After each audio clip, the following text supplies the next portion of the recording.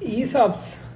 ESOPs have become one of the most attractive compensation tools, especially for tech companies and startups. However, the tax rules around ESOPs often confuse employees, particularly the concept of perquisite value, exercise FMV, fair market value, capital gains, and the special deferment benefit for the employees of eligible startups.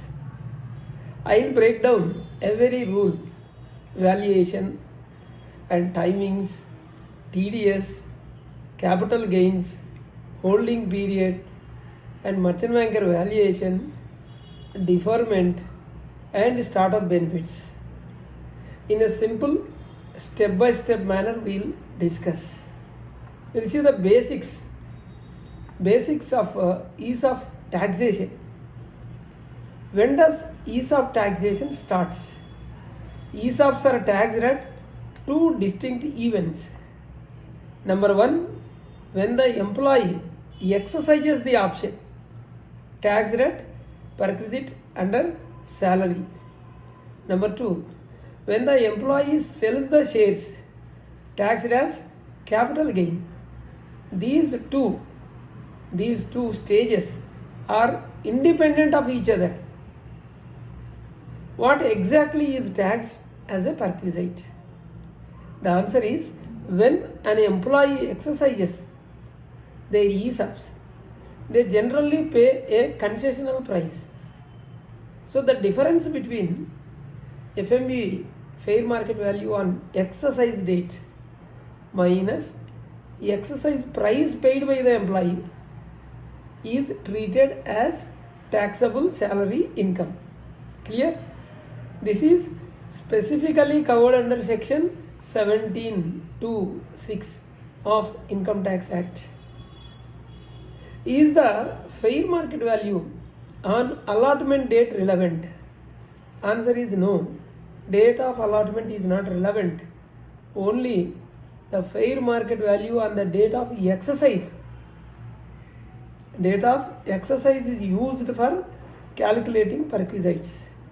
So the fair market value on the grant date or the fair market value on the allotment date has no relevance for perquisite taxation.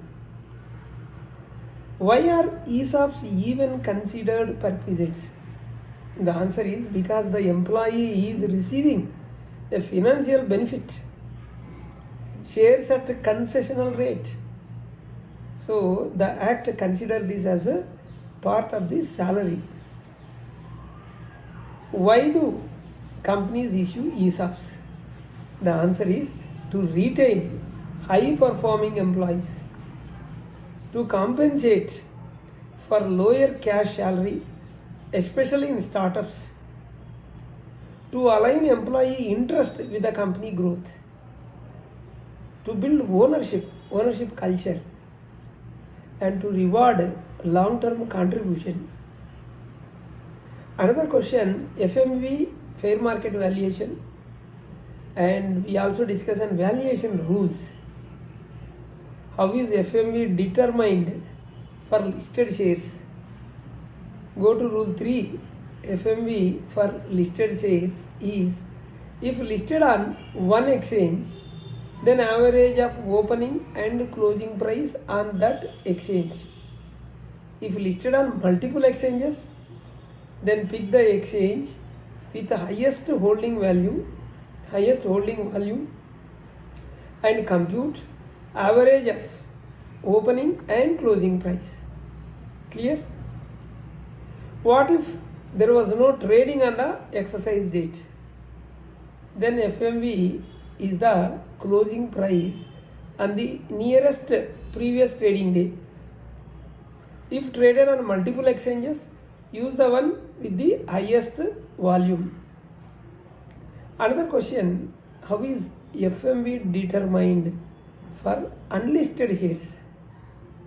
FMV, fair market value, must be determined by a merchant banker on either the date of exercise or a date not earlier than 180 days. Not earlier than 180 days prior to exercise date. Another question, why is merchant banker valuation mandatory? Because unlisted shares do not have market codes. Then rule 3 requires a professional valuation to ensure fair and uniform perquisite calculation. If the share price falls after exercising, does it impact tax? No. Bad luck.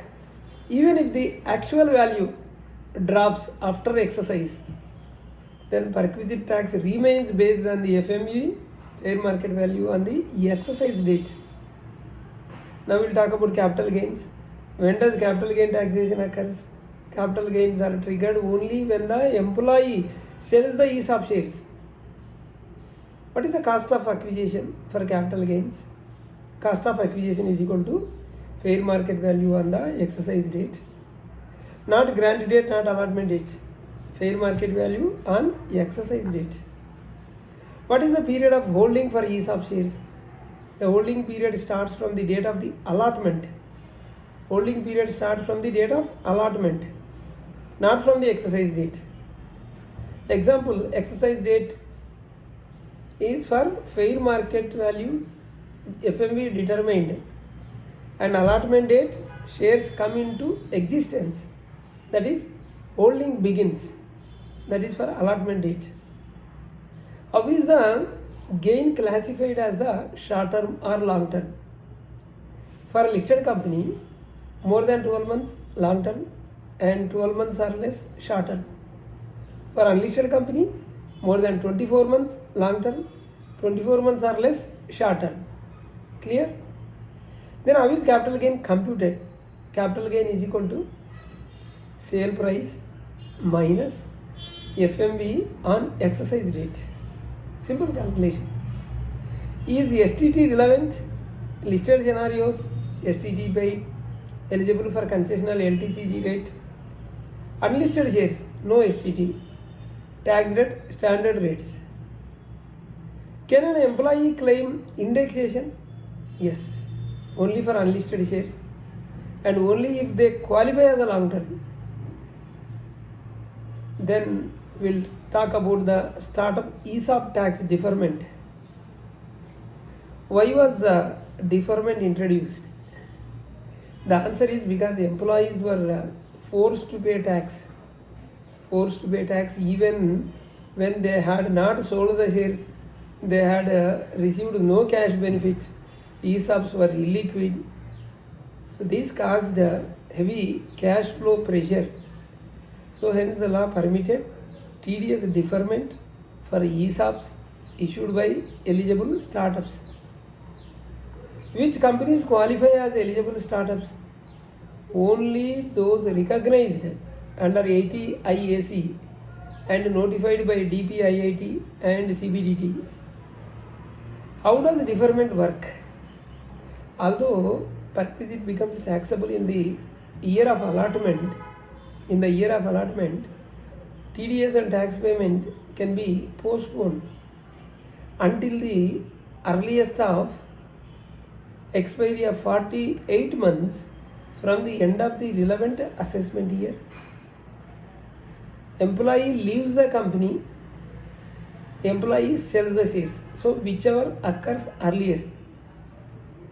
Another question, does the employee still report the perquisite value? Yes. Employee must declare the perquisite income in ITR of the year of the allotment. But no tax is required to be paid immediately on that portion. What happens to tax on normal salary during deferment? Normal salary tax is paid normally. Tax on ESOP perquisite is excluded using proportional calculation. After deferment period ends, how much time does employer get to deduct TDS? Within 14 days of the triggering event. Which tax rate applies after deferment? Tax rate of the financial year in which ESOPs were allotted. No current year rates. Another question, what if the employee sells only part of the shares? The answer is even sale of one share triggers the event and entire deferred tax becomes payable. Can employer or employee chooses not to defer? The answer is no. For eligible startups, deferment is mandated by law. Is deferment available to founders? Yes, provided they are the employees and receives ESOP under ESOP scheme. Now we will give some examples so that clarity will come. Exercise FMV 800 rupees. Exercise price suppose 100 rupees. Number of shares for example 50. Then perquisite is equal to exercise FME 800 minus exercise price 100 into number of shares 50. That is equal to 800 minus 100 700 into 50 is equal to 35,000. This is how to calculate. Example of capital gain calculation. FMB exercise 800. Suppose sale price he sold at 1200. Number of shares we told 50. Capital gain is equal to he sold at 1200 minus FMB at exercise 800. 1200 minus 800 into 50 shares. So 1200 minus 800, 400 into 50, that is equal to 20,000. This is what capital gain calculation. How is deferred TDS computed for startup employees? See, perquisite must be added to salary to compute aggregate tax rate. But tax payable now excludes the ESOP portion. See, employees pay tax only on regular salary, not on ESOP value. This is for startups we are discussing. If the employee resigns after 2 years, then what happens? Leaving the company triggers TDS liability. Employer must deduct tax on entire perquisite within 14 days. Within 14 days. What if the company loses startup status later? Deferment is allowed based on the status in the year of allotment. If later change in status has no impact. Another question, can ESOP losses, whatever the losses are there, can be set off. Capital losses can be set off as per the normal rules. Perquisite tax cannot be reduced even if later share price crashes. What if exercise FMB is disputed with the employer? FMB must be as per the stock exchange rules for listed companies and for merchant banker for unlisted companies. There is no alternative. Can ESOP tax be paid from employer instead of employee? Answer is no, because the perquisite tax must be borne by the employee. Company may provide a loan, but the tax liability remains on the employees. Do foreign ESOPs allow? Foreign ESOPs follow the same rules? Answer is yes. ESOP income is still taxable in India for residents. FMB must follow Rule 3 even for foreign shares. Can employee choose their own valuation date? Answer is no. FMB is always on the exercise date only. Are sweat equity shares taxed like ESOPs?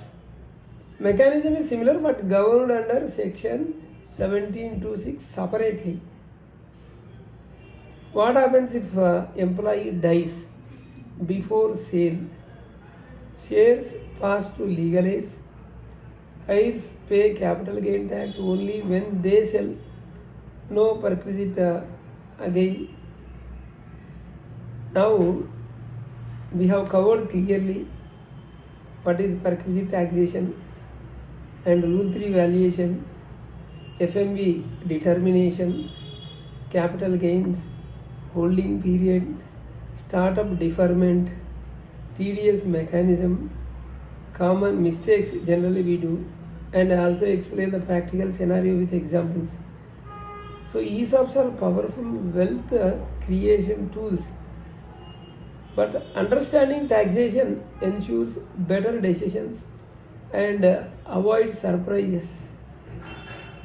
This is what about complete ESOPs and the taxation. We have two channels, RR Corporates and RR Legal Talks. Please do subscribe, hit the bell icon so that you will not miss any of our latest videos, updates. Bye.